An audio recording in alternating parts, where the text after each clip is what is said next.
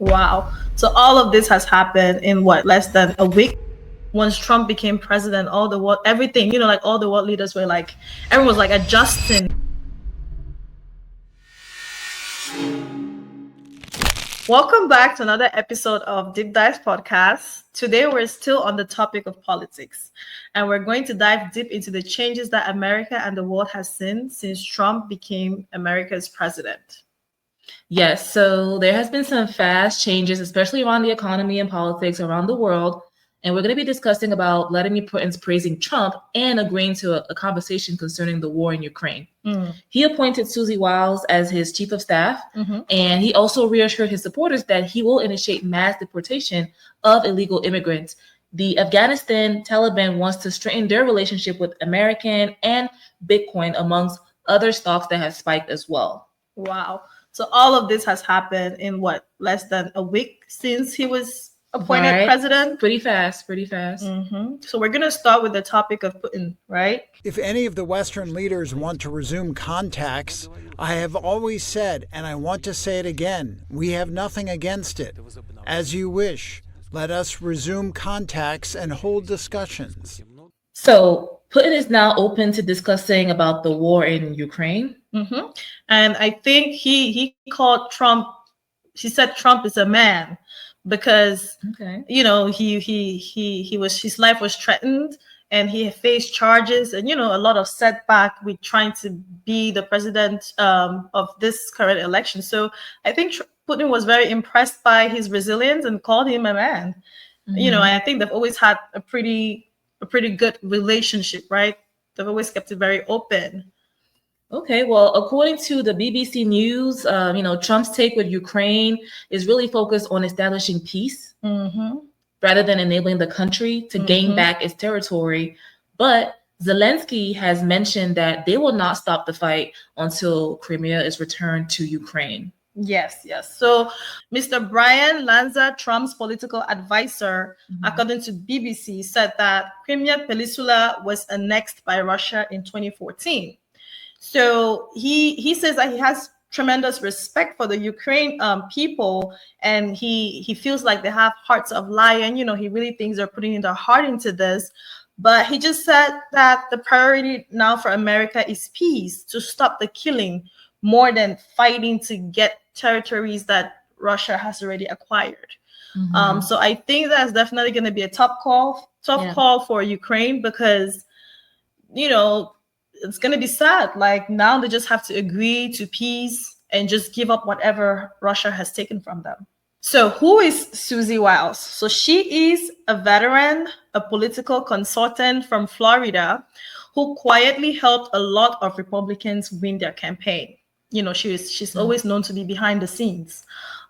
She heard about her. Me too. So she has helped a lot of Republicans, such as John Delaney, the mayor of Jacksonville, Florida.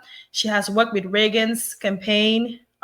She has worked with New York's representative, Jack Kemp from Florida. She has also worked with the U.S. Senator, Rick Scott, and of course, President Trump, Donald Trump. So where does Susie stand on topics such as immigration, abortion, LGBTQ rights, etc.? So we tried to do some research, at least I know I tried to, and I couldn't really find a lot of detail because she's always behind the scene. So I couldn't really find articles or interviews where she's like, this is what I stand for. But based on the people that she has, helped to get into offices and win various campaigns, we can kind of assume that she aligns with whatever the view of point is on those various topics. So what's her family background? Okay, so from my research, her dad is Mr. Pat Summerall, an American footballer and a television podcaster who worked for Fox, ESPN, and CBS. He's known to be a Christian, and he recovered from alcoholism, and he was married to his wife, Miss Catherine, and they had 3 children. One of them, Susie Wiles. And right now she was married to Mr. Lanny Wiles, but I think they're currently divorced. and they have 2 kids. And he is also a Republican consultant. So they're both into politics, or they were both into politics. Okay, I guess we'll see how it goes. Because we don't really know much about her apart from the work she's done, and we'll see where she stands. So, mass deportation. That's a very, very heavy topic. It's definitely a heavy one. But so President Trump was very serious about starting his mass deportation, and he said there's going to be no price tag, no matter how much it's going to cost. He said he's doing it. Right. Okay. Well, I mean, we'll just have to see how this deportation happens and the selection process, So he mentioned that in his speech, of course, when he won, he mentioned that any immigrant that commits a crime will automatically be arrested, and deported.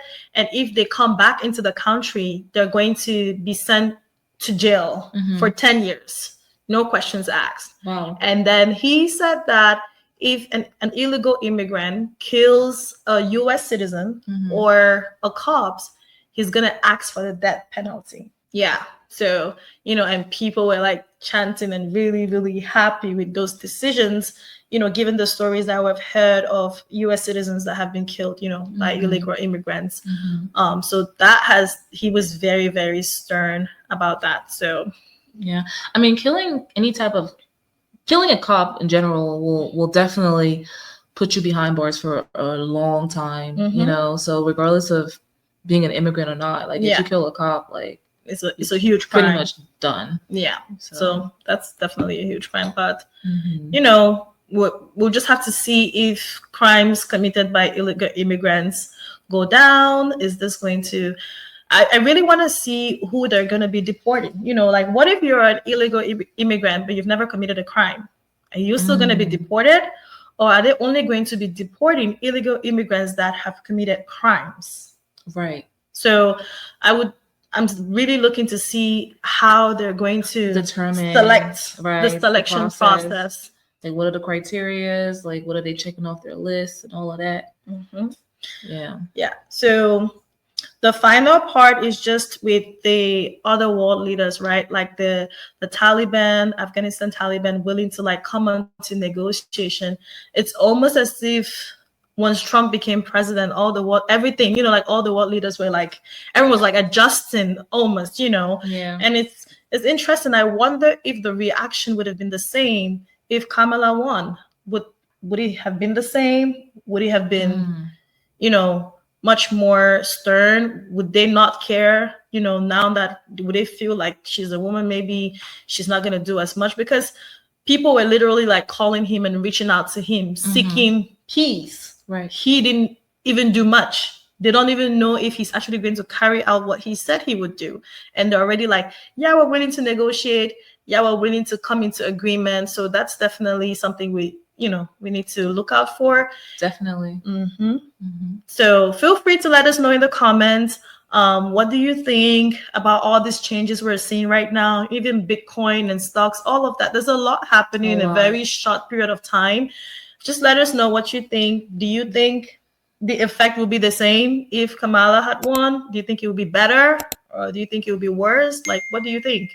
Leave your comments below. See you next time. See ya.